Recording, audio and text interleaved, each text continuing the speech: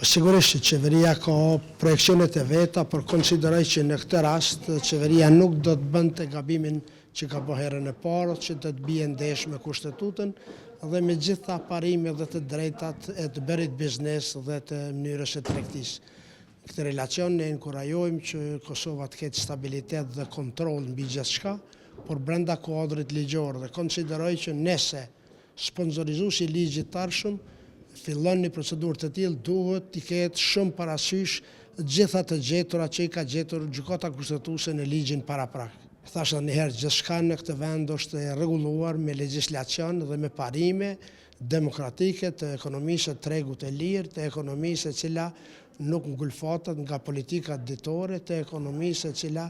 është, si më thon, katalizatori i zhvillimit përgjithshëm të vendit. Në këtë relacion, qeveria nuk guxon të procedojë procedura ligjore apo akte normative të cilat bëjnë ndesh me parimet themelore të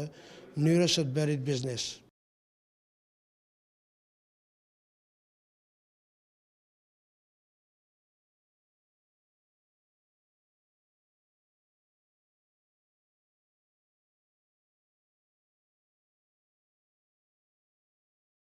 Inicimi i projekt ligjit për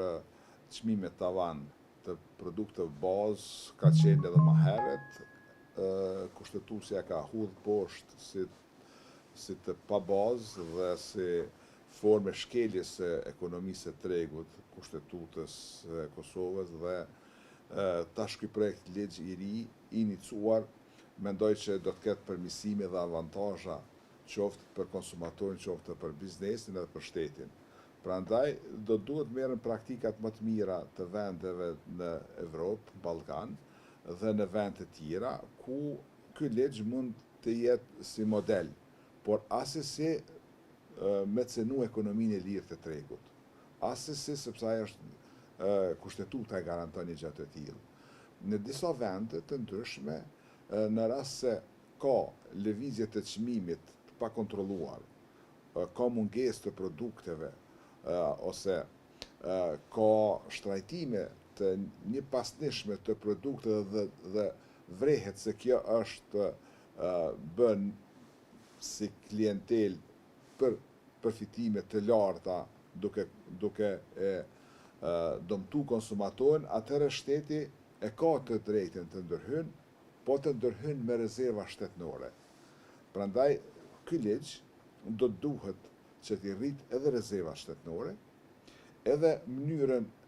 e rezerva shtetënore për t'i qitë në treg, në shitje, në mënyrë që të kontrollon ekonominë e tregut, të kontrollon edhe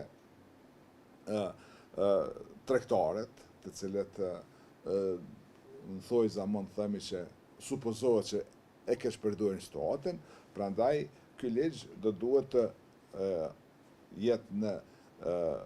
biseda publike, në dialog publik me institucionet e ndryshme të pavarura, qoftë me përfaqësues bizneseve, qoftë me biznese, me ekspertë të fushave, në mënyrë që